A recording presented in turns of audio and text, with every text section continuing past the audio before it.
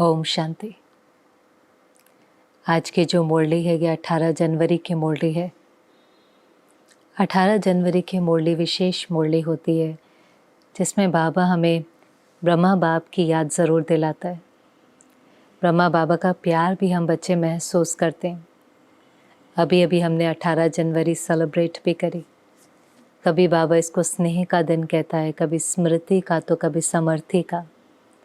तो आज की जो मुरली है उसमें बाबा ने कहा, बच्चे आज का दिन स्नेह का दिन है, क्योंकि आज के दिन विशेष सभी बच्चे देश के विदेश के सवेरे से उठ करके ही बाबा को बहुत प्यार से याद कर रहे होते हैं।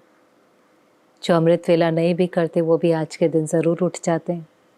जो अमृत वेला करते हैं वो सोचते हैं आज हम 2:30 बजे 3 बजे उठे, और सब बहुत मीठी यादों में होते हैं, शिव बाबा की भी और ब्रह्मा बाबा की भी। बाबा ने कहा जैसे सब स्नेह की मालाएं बाबा को पहना रहे हैं, और स्नेह की मालाओं के साथ साथ उल्हनों की भी मालाएं हैं। लेकिन जो पहले उल्हने होते थे वो मालाएं नहीं हैं। पहले क्या उल्हने होते थे? सबसे पहला जो उल्हना था जब बाबा चला गया, 18 जनवरी 1969 को जब बाबा व्यक्त हुआ, तो सबके दिल में आया, बाबा आप हमें छोड़कर चले गए। आपने तो कहा था साथ रहेंगे, साथ चलेंगे, साथ राज्य करेंगे, आप तो हमें छोड़कर चले गए। तो वो उल्हना कि आप चले गए, हमें नहीं लेकर के गए, आप चले गए। फिर उसके बाद थोड़े वर्षों के बाद जो उल्हना शुरू हो गया, जो उसके बाद आने वाले बच्चे थे 70s में आए, 80s में आए, कि बाबा हमने तो आपसे साकार पालना नहीं ली, हम पहले आते हम भी साकार की पालना लेते। लेकिन आज बाबा ने कहा ये दोनों उल्हने नहीं थे, पर आज उमंग उत्साह था। हर एक के दिल में उमंग उत्साह था। हर एक की दिल की रो रिहान ये थी कि बाबा हमें भी आपके समान बनना है, बाप समान बनना ही है, संपूर्ण बनना ही है, हमें भी बन करके जल्दी जल्दी घर आना है। और बच्चों का ये उमंग देख करके जैसे बाबा बच्चों को वरदान दे रहा हो, बच्चे समान, संपूर्ण, संपन्न भव। समान भी, बाप समान भी, संपूर्ण भी और संपन्न भव। और बाबा ने कहा बच्चे संपूर्णता की स्थिति को प्राप्त करने के लिए बस एक ही चीज़ चाहिए, और कोई भी पुरुषार्थ नहीं कर सकते, तो बस एक पुरुषार्थ करो तो आप संपूर्ण बन जाएंगे। और वो एक सहज पुरुषार्थ जो बाबा ने बताया, बच्चे सिर्फ बाबा के स्नेह में समाये रहो, बाबा के स्नेह में लवलीन रहो। परमात्म स्नेह, परमात्म स्नेह बहुत जैसे आत्मा के अंदर बल भरता है, शक्ति भरता है। पिछली मुरली में भी बाबा 2 बातें बता रहा था कि अनेक जन्मों के दुख भूल जाते हैं। जो कमज़ोर आत्मा है वो निर्भय बन जाती है, क्योंकि स्नेह के अंदर भी तो शक्ति है। आज भी बाबा ने कहा बच्चे देखो, आज जब आप सुबह से ही बाबा के स्नेह में समाये हुए हो, और हम सब अनुभवी हैं क्योंकि अभी अभी 18 जनवरी गई, तो हम सब ने क्या अनुभव किया? बाबा ने कहा सवेरे से ही हर एक या तो बाबा के चित्र को देख रहा होता है या चरित्र को याद कर रहा होता है, क्योंकि ब्रह्मा बाबा का जो चरित्र है उसको हमें फॉलो करना है, शिव बाबा को याद करना है, ब्रह्मा बाबा को फॉलो करना है। तो उस दिन हम कितनी चरित्र की बातें सुनते हैं, कितनी दादियों की क्लासेस सुनते हैं। बाबा बीमार था तो कैसा था, जब भंडारे में खाने को नहीं था तो बाबा कितना बेफिक्र बादशाह था, जब विघ्न पड़े तो कैसे बाबा सत्यता पर अडिग था। तो बाबा के चरित्र सुनते, और चरित्र सुनते सुनते, चित्र को देखते देखते ही ऐसे उस प्यार में लवलीन हो जाते हैं कि उस दिन और कोई सुध बुध नहीं रहती। न देह याद आता है, न देह की दुनिया, न देह के पदार्थ, कुछ भी अपनी तरफ खींचता नहीं है। ऐसे उस स्नेह के सागर में समा जाते। बाबा ने कहा स्नेह एक ऐसी शक्ति है कि उसमें ऐसा लगता है बाबा बिल्कुल मेरे साथ कंबाइंड है, उसका हाथ मेरे सिर पर है, फिर कोई बात बड़ी नहीं लगती। पहाड़ भी है वो पानी बन जाता है, सहज मायाजीत बन जाते हैं। और सबसे बड़ी बात, किसी चीज़ में मेहनत नहीं लगती। ये तो हम दुनिया में भी देखते हैं कि जब किसी को किसी के प्रति प्यार होता है तो उसके लिए संसार भी कुर्बान करने के लिए तैयार हो जाते हैं। परिवार हो, धन हो, ऐशो आराम हो, सब कुछ छोड़कर कहेंगे नहीं बस हमें तो ये चाहिए। तो बाबा ने भी कहा बाबा ये तो नहीं चाहता कि बच्चे अपनी जान कुर्बान करें, पर जहान तो कुर्बान करें। इस पुरानी दुनिया में तो उन्हों की बुद्धि न फंसी रहे, इसलिए बाबा ने कहा बस एक विधि करो, उस स्नेह के सागर में समा जाओ। और ये कारण था कि देखो जो शुरुआत की भट्टी बनी, उस समय कोई ज्ञान की तो इतनी क्लैरिटी थी नहीं, लेकिन जो भी आए वो स्नेह में आए।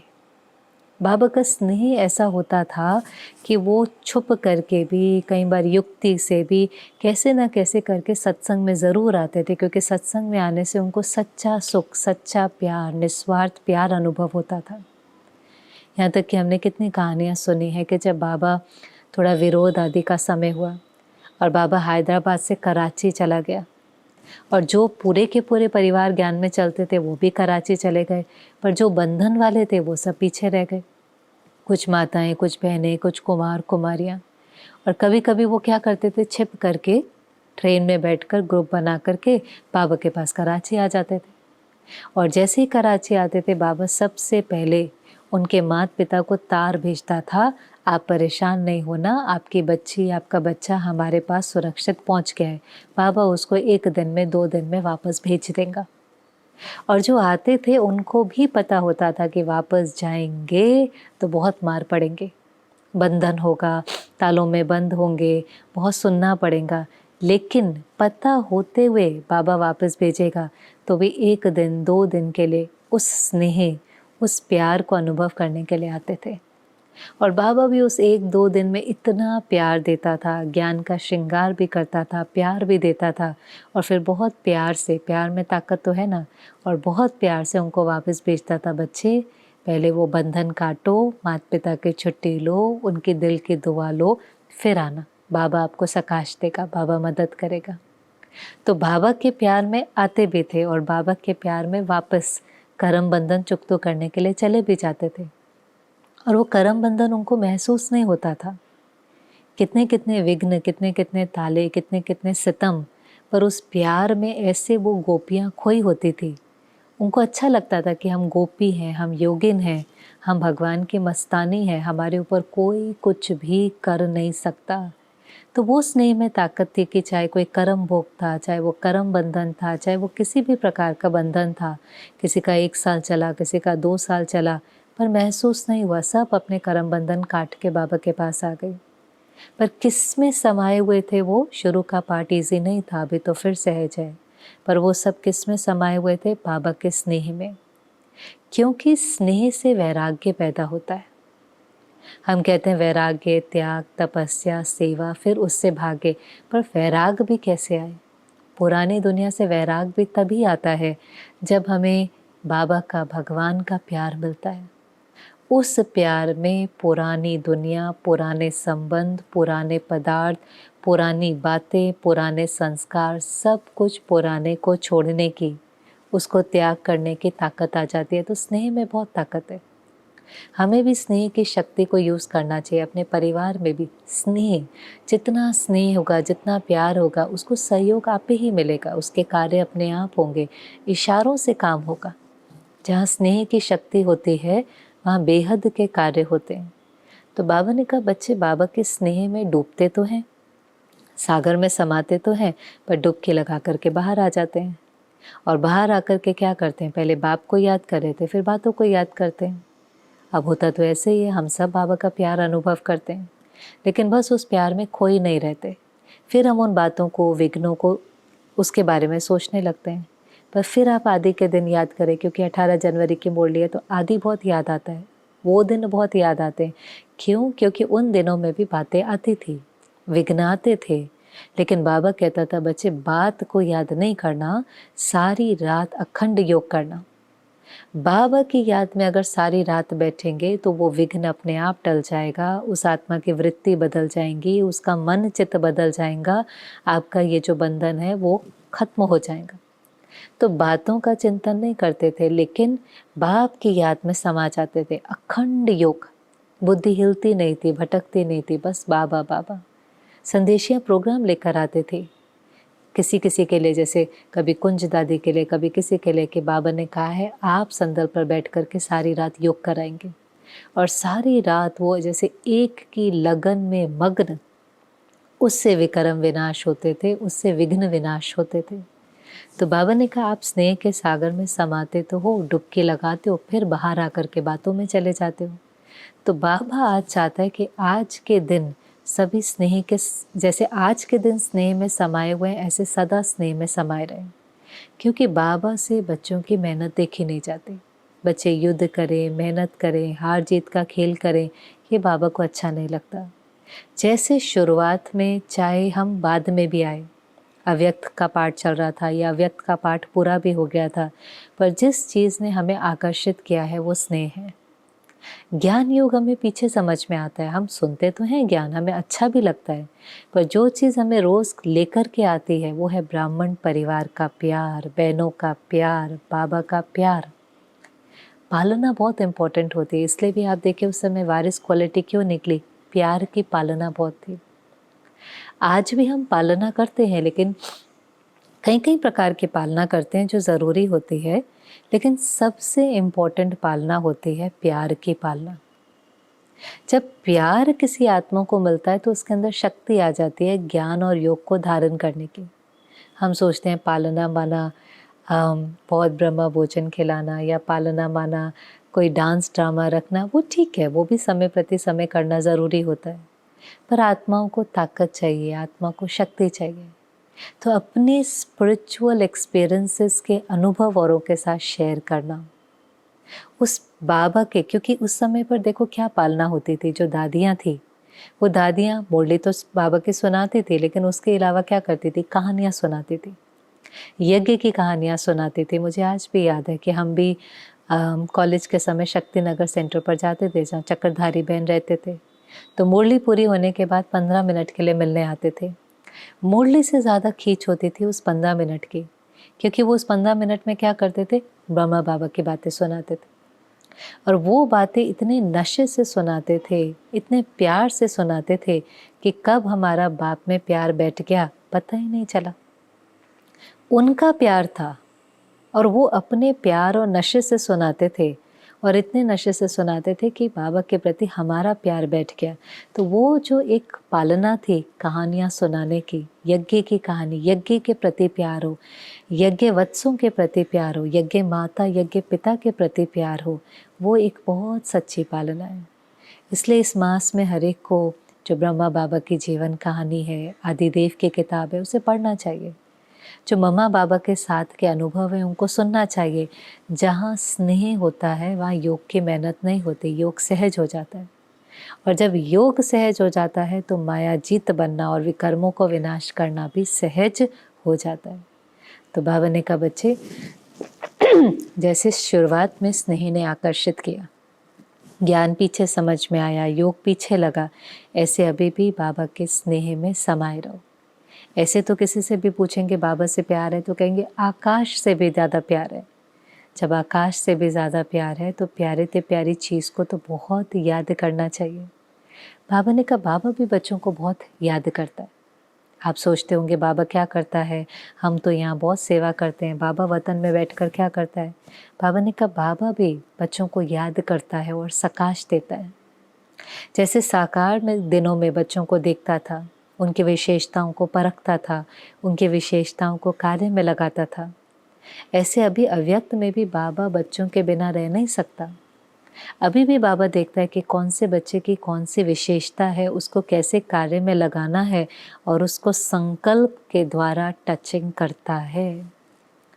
बाबा कर्मातीत बन गया है, ब्रह्मा बाबा अव्यक्त फरिश्ता बन गया 69 में, लेकिन 69 से लेकर आज तक बाबा क्या कर रहा है, बच्चे कर्मातीत बन सके, संपन्न बन सके, संपूर्ण बन सके, समान बन सके, उसकी पालना दे रहा है, उसकी मदद दे रहा है, उसकी सकाश दे रहा है। बाबा आज भी वतन से बच्चों को मदद कर रहा है। और अभी तो बाबा को क्योंकि कोई देह का बंधन नहीं है, क्यों बाबा ने वो एंजेलिक स्थिति को प्राप्त करी। बाबा ने तुरंत ही बच्चों के प्रश्नों का उत्तर दिया था, बाबा गया नहीं है।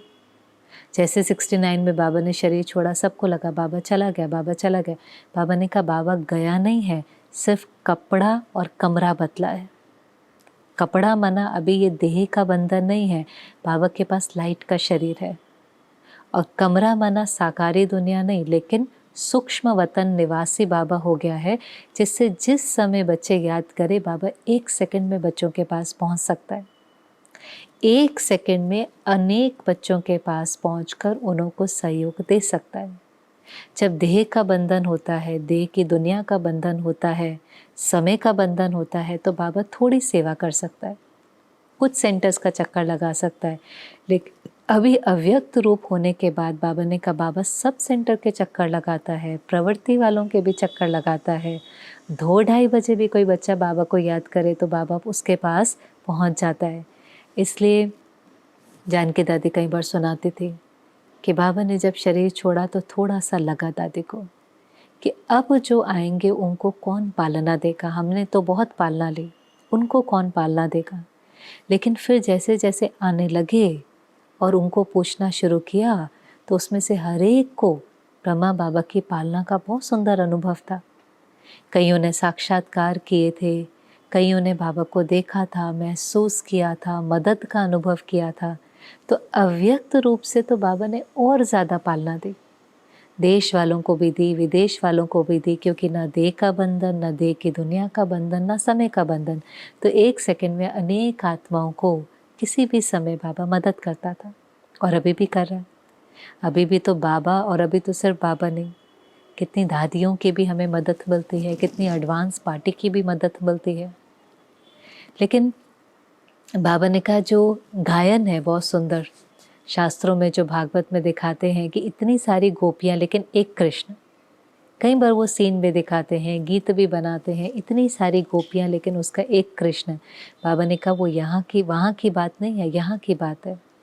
हम सब गोपियाँ और हमारा एक कृष्ण माना वो ब्रह्मा बाबा, जिसको हम याद करते हैं और बाप दादा हमें मदद करने के लिए पहुँच जाता है। वो अभी की बात है।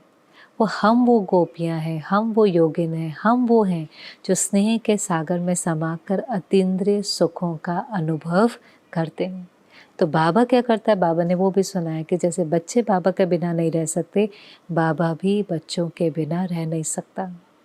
देखो, अगर हमारी वॉइसलेस इंटेलेक्ट है, निर्विकारी बुद्धि है, तो हमारा कनेक्शन वायरलेस है। आज भी हम बाबा को सच्ची दिल से याद करें तो हमारी बुद्धि को तुरंत टचिंग होती है, राइट क्या है, रॉन्ग क्या है। पर क्योंकि कई बार हमारी बुद्धि वॉइसलेस नहीं होती, निर्विकारी नहीं होती, विकारी होती है, उसमें देह भान है, उसमें ईगो है, उसमें कोई ना कोई प्रकार का अगर अभिमान है, तो हमें बाबा की टचिंग कैच नहीं होती। क्योंकि बाबा की टचिंग जो होती है वो एक संकल्प होता है, बहुत पावरफुल होता है, हमारी बुद्धि की कैपेसिटी से ज़्यादा होता है। वो संकल्प हमें पीछा नहीं छोड़ता और उस संकल्प के अंदर सफलता समाई होती है। लेकिन उस संकल्प को कैच करने के लिए बहुत जिगरी हमारा बाबा के साथ संबंध चाहिए।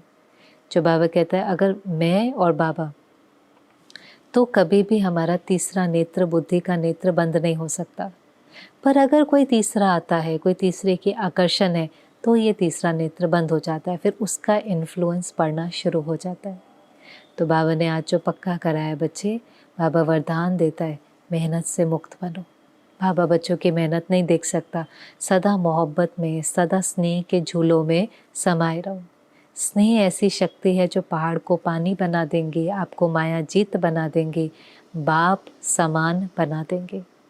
तो दृढ़ता का संकल्प करो, क्योंकि सब प्रतिज्ञा करते हैं, सब संकल्प करते हैं, पर बाबा ने कहा वो दृढ़ता बहुत कम दिन चलती है। जब जब फंक्शन होगा, इस फंक्शन होता है ना, सम्मान समारोह है, कोई 25 साल वालों का फंक्शन है, कोई आदि रत्नों का फंक्शन है, तो प्रतिज्ञा करेंगे, फिर से पत्र लिखेंगे, बाबा हम बाप समान बनेंगे, ये छोड़ेंगे, ये छोड़ेंगे, फिर फाइल में पत्र आ जाता है। लेकिन संकल्प करना, बोलना और बनने में बहुत अंतर हो जाता है। वो दृढ़ता लंबा समय नहीं चलती और फाइलें बाबा के पास बहुत इकट्ठी हो गई हैं। बाबा ने कहा भी फाइलों को समाप्त करके फाइनल बनो, संकल्प के अंदर दृढ़ता लेकर आओ। बनना ही है, पाप समान बनना ही है, चाहे कुछ भी आ जाए। अभी कहेंगे बनना है, फिर कहेंगे बाबा ये हो गया, ये हो गया, कोई बहाना नहीं, बनना ही है। तो बाबा ने कहा कब बनेंगे, डेट फिक्स करो। तो किसी ने कहा बाबा डेट भी आप ही फिक्स कर दो। और बहुत सुंदर बात थी, बाबा ने कहा बाबा तो कब अक्षर यूज ही नहीं करता, अब कहता है अब बनो, अभी तैयार हो जाओ, जो करना है अभी कर लो, हर घड़ी अंतिम घड़ी है। अब बाबा समर्थ है तो अब कहता है, पवित्र है, परफेक्ट है तो अब कहता है। पर क्योंकि बच्चे इतने समर्थ नहीं हैं, परफेक्ट नहीं है, तो बाबा बच्चों से ही डेट पूछता है, आप ही डिसाइड कर लो। जो डेट आप डिसाइड करो कम से कम उसके ऊपर फिक्स तो रहो। तो बाबा से पूछेंगे तो बाबा कहेंगे अभी अभी चलो, लेकिन बाबा कहता है फिर बच्चे ही डिसाइड करें कब। जैसे हर चीज़ की डेट फिक्स करते हैं, फंक्शन की, इसकी, ऐसे बाबा कहते हैं अपने संपूर्णता की भी डेट फिक्स करो। मेहनत से मुक्त सदा स्नेह के झूले में समाये रहेंगे, मोहब्बत में रहेंगे, उसकी डेट भी फिक्स करो। तो पहले तो आधी से ज़्यादा मुरली थी स्नेह में समाओ, स्नेह में डुबकी लगाओ, स्नेह में लवलीन रहो। स्नेह ऐसा है, और स्नेह कैसे बाबा से पैदा होता है? स्नेह के लिए चाहिए रोज़ की मुरली सुनना, रू रिहान करना, बाबा को पत्र लिखना, बाबा को संसार बनाना, बाबा की श्रीमत सिर माथे रखना, ये स्नेह पैदा करता है। दुनिया में भी किसी से स्नेह कैसे होता है? उससे बातचीत करते करते, उसकी विशेषताओं का अनुभव करते करते उससे स्नेह हो जाता है। ऐसे बाबा की मुरली सुनते, ज्ञान को हम जब यूज़ करते हैं उससे हमें अनुभव होता है, बाबा की मदद का अनुभव होता है। जब हम निश्चय रखते हैं तो विजय का अनुभव होता है। बाबा हमारा रक्षक है, हमारा शिक्षक है, हमारा पालनहार है। जितना समय बीतता जाता है उस स्नेही की शिक्षाओं का, उसकी मदद का अनुभव होता है, हमारा स्नेह और बढ़ता चला जाता है।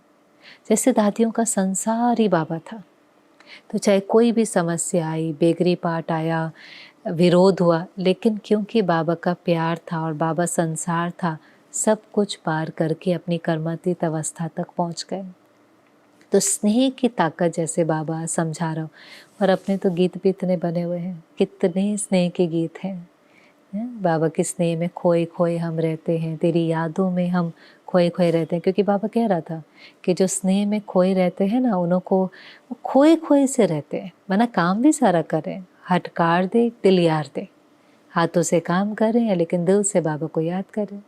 जैसे दुनिया में लैला मजनू होते हैं, लवर्स होते हैं, उनके चेहरे पर एक सुंदर सी स्माइल होती है, काम भी करते रहते हैं, आंखें भी खुली होती है, लेकिन उनका मन कहीं और होता है। उनके चेहरे पर एक बहुत मीठी मुस्कान होगी, उनको पूछना पड़ता है क्या बात है, आजकल क्यों इतना मुस्कुरा रहे हो, आजकल कहाँ खोए खोए रहते हो, किसकी यादों में हो? तो उसके नैनों से और चेहरे से पता चल जाता है। पर वो देहधारी की याद में होता है। उस देहधारी की याद में उसको इतना सुख मिल रहा होता है कि उसको कोई बात बड़ी नहीं लगती। गाली, डांट, निंदा, ग्लानि सबको वो पार कर जाता है, क्योंकि स्नेह शक्ति बन जाता है। अब देहधारी के स्नेह में इतनी शक्ति है, तो जो निराकार भगवान है, प्यार का सागर है, निस्वार्थ प्यार करता है, उसमें कितनी शक्ति होगी। फिर उसके बाद बहुत इम्पोर्टेंट पॉइंट जो मुरली की थी, जो शिक्षा की बात थी, बाबा ने कहा देखो अभी सबको बेहद का वैरागी बनना ही है। और ये बात मुझे बहुत अच्छी लगती है, क्योंकि ये शुरुआत की फाउंडेशन थी। स्नेह से नेचुरल वैराग्य था। अभी वो वैराग न होने के कारण उतना त्याग नहीं है, उतनी तपस्या नहीं है, तो सेवा में भी वो क्वालिटी नहीं है।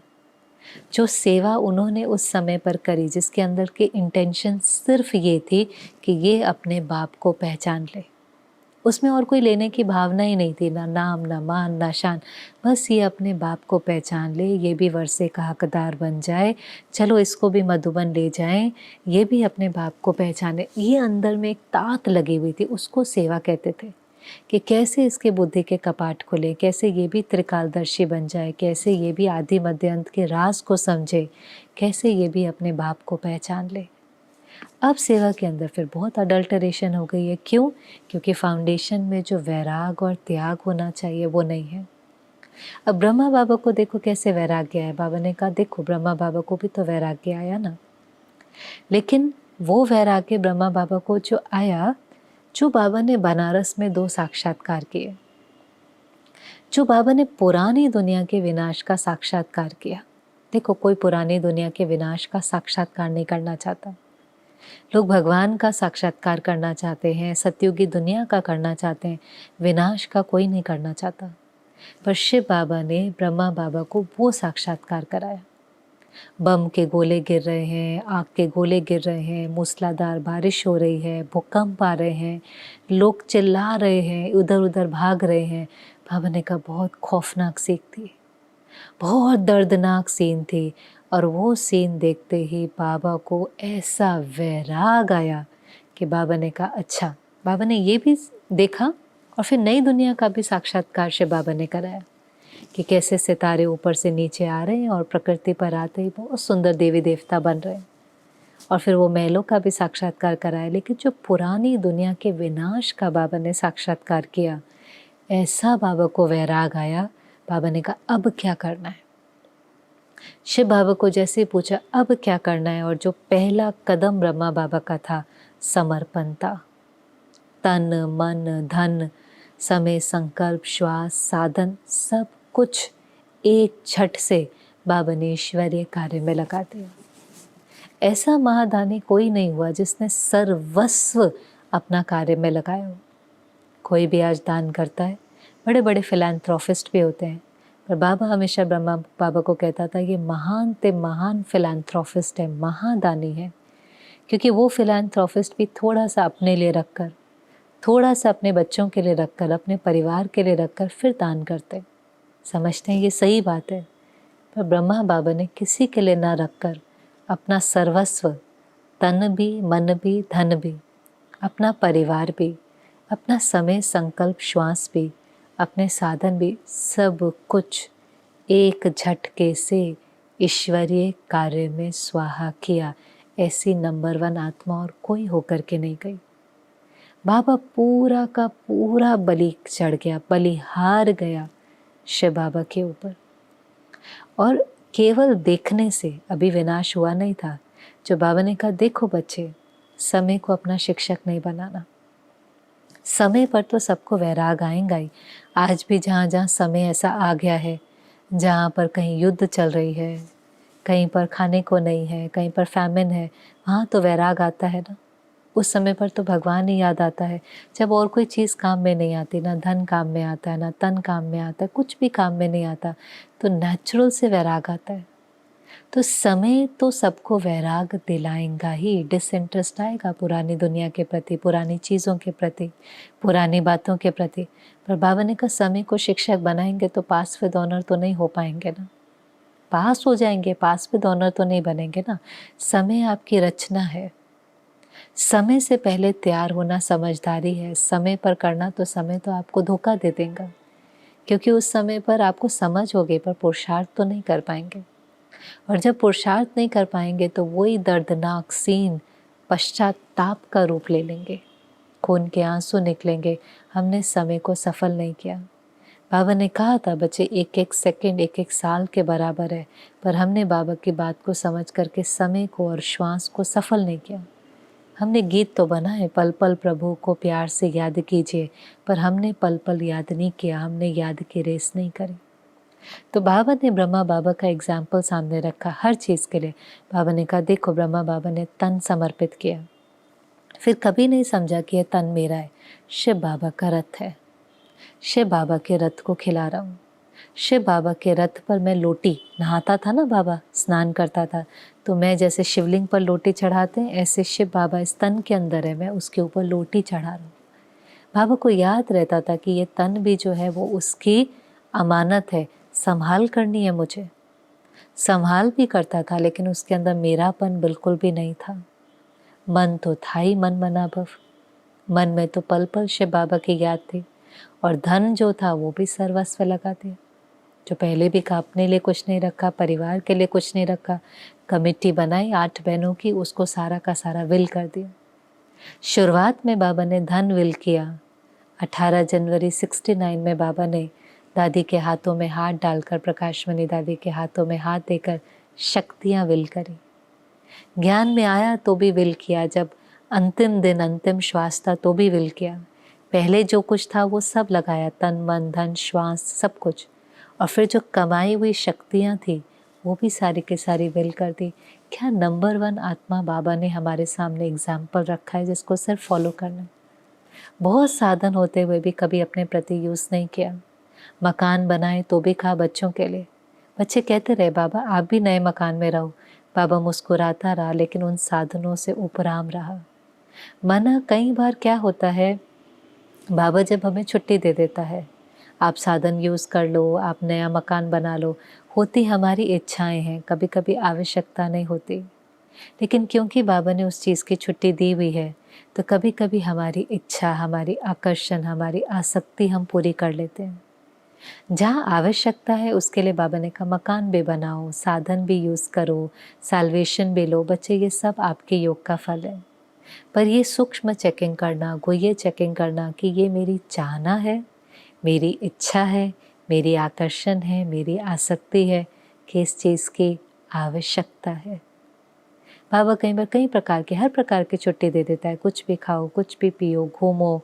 बच्चे लौकिक में रहते हो, थोड़ा बहुत भले रंगीन कपड़े भी पहन लो, जेवर भी पहन लो, पर कभी कभी हमारी इतनी आकर्षण होती है कि बाबा इच्छा हमारी होगी और हम सोचते हैं बाबा ने छुट्टी दी, तो हम उसमें और उलझ जाते हैं। और कैसे उलझ जाते हैं, कभी कभी हम देखेंगे हमारी दिल होगी तो हम बाबा के सिंबल का ब्रेसलेट बना लेंगे, बाबा के सिंबल के लॉकेट बना लेंगे, बाबा के सिंबल, क्योंकि हमें पहनने के दिल है। तो हमारी दिल भी ना खाए, हम वो थोड़ा सा शेप डिज़ाइन चेंज करके, उस चीज़ की थोड़ी ना बाबा ने छुट्टी दी है। बच्चे तोड़ निभाने के लिए, लौकिक जिम्मेवारियां पूरी करने के लिए आपको कभी आवश्यकता हो तो भले, बाबा की मना नहीं है, पर अपनी इच्छाएं पूरी करने के लिए नहीं। कैसे ब्रह्मा बाबा का जीवन बहुत साधारण था, उसमें बहुत सिंप्लिसिटी थी। तो मकान बनाया पर खुद नहीं रहा, उससे उपराम रहा। नए नए वस्त्र आते थे, बाबा ने नहीं पहने। बाबा कहता था बाबा इस बुजुर्ग ब्रह्मा का साक्षात्कार कराता है। अगर बाबा कुछ और रंगीन कपड़े पहने, नए नए कपड़े पहने और किसी को साक्षात्कार हुआ हो उस बाबा का, तो वो तो इस बाबा को पहचानेगा ही नहीं। तो आदि से अंत तक बाबा ने बहुत सिंपली ड्रेस किया, उसी सिंपल मकान में रहा, साधन होते हुए भी यूज़ नहीं किए, धन होते हुए भी अपने प्रति यूज़ नहीं किया। कभी परिवार ने भी कहा तो कहा अभी मेरा नहीं है, अभी ट्रस्ट का है, ट्रस्ट के जो निमित्त है उनसे जाकर के बात करो। कहीं नाराज़ भी हुए, कहीं रूठ भी गए, कहीं चले भी गए, पर बाबा ने जो स्वाहा किया तो नंबर 1 चला गया, भगवान पर बलि चढ़ना। जो बाबा कहता है जान नहीं लेकिन जहान तो कुर्बान करो, तो उसमें कुर्बान किया। समय भी अपना इतना सफला किया कि अंतिम दिन तक भी बच्चों के पत्रों का जवाब दे, सुबह की क्लास करा, रात्रि की क्लास करा, उंगली पकड़ के दादी को सारा यज्ञ दिखा, क्या बन रहा है, क्या करना है। अंतिम समय तक, अंतिम श्वास तक सेवा सेवा सेवा, पर किसी चीज़ में मेरापन नहीं। अनन्य बच्चे सामने खड़े थे। बाबा ने कहा, प्रकाश मणि दादी बाबा को गुड नाइट करने गई। ऐसे नहीं जाती थी, पर उस दिन ऐसा लगा बाबा ने जैसे कहा अच्छा बच्चे छुट्टी विदाई लेते हैं, तो गई। और जब देखा तो बाबा बहुत डीप साइलेंस में जैसे बैठा हुआ था, समझ नहीं आया जाए कि नहीं। फिर बाबा ने जैसे इशारे से बुलाया और बाबा के हाथ में हाथ, कुछ सेकंड्स का ही खेल था, पर दादी को ऐसा महसूस हुआ जैसे बहुत लाइट आ रही है, लाइट आ रही है। उस समय समझ में नहीं आया, बाद में बाबा ने मुरली में बताया कि बाबा ने अपनी सारी पावर, विल पावर, दादी को विल करके बाबा उड़ गया। पर अनन्य बच्चों से प्यार होते हुए भी बाबा को उस चीज़ की आकर्षण नहीं हुई। बाद में बाबा ने सुनाया वो अपनी अंतिम घड़ियों में कैसे 3 चीज़ें अपनी तरफ खींच रही थी। एक देह का बंधन, कर्म भोग खींचता है, बच्चों का प्यार खींच रहा था, और फिर परम धाम की शांति शिव बाबा खींच रहा था। और उस 1 सेकंड में क्योंकि बाबा को बेहद का वैराग्य था, उपराम था, इसलिए 1 सेकंड में ऊपर चला गया, उड़ गया। बाबा ने कहा बच्चे कहते हैं हमें उड़ा लो उड़ा लो। बाबा कैसे उड़ा ले, इतने सारे बंधनों को तो पकड़ के रखा हुआ है। जैसे पंछी ने डाली को पकड़ के रखा और कहे मैं उड़ नहीं सकता, तो उड़ेगा कैसे, डाली छोड़ेगा तो उड़ेगा ना। तो हमने भी तो कितनी चीज़ों की डाली पकड़ के रखी है, माना कितनी चीज़ों में हमारा मोह है, ममत्व है, मेरापन है, और पता कैसे चलेगा, उस चीज़ को छोड़ने का डर लगेगा। समय पर जब वो चीज़ छूटेगी तो उसका दुख होगा। कोई हमारे से वो चीज़ लेने की कोशिश करेगा तो क्रोध आएगा, क्योंकि उस चीज़ के अंदर मेरा ममत्व है, मेरा मेरापन है। तो बाबा ने कहा सूक्ष्म चेकिंग करो, क्योंकि बेहद के वैरागी नहीं बनेंगे, उपराम नहीं बनेंगे तो सकाश देने की सेवा नहीं कर सकते। सकाश मनसा सेवा है, मन मन मनाभव होना चाहिए। अगर मन कहीं पर भी फंसा होगा तो वो चीज़, वो व्यक्ति, वो वस्तु, वो हमें अपनी तरफ खींचेगी। हम ऊपर नहीं होंगे तो हम सेवा कर नहीं सकते। सकाश देने की सेवा कौन कर सकता है? जो इस हद की दुनिया, हद की बातें, हद के परिवार, हद से ऊपर बेहद में है।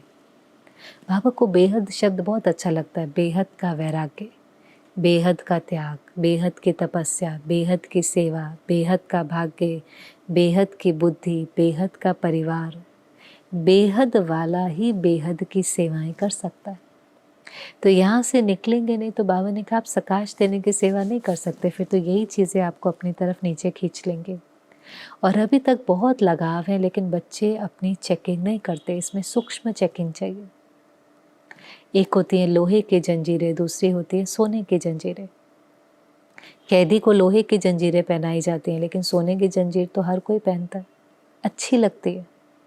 तो सोने की जंजीरें कौन सी हैं वो बंधन, लेकिन वो अच्छे लगते हैं। उसकी निशानी क्या है? वो अच्छे लगते हैं। जैसे ज्वेलरी पहना लोगों को अच्छा लगता है, जंजीर है लेकिन अच्छा लगता है। तो ऐसे वो बंधन है, वो हमें डिपेंडेंट बनाएगा, निराधार नहीं बनाएगा, लेकिन वो आधार है, पर हमें अच्छा लगता है।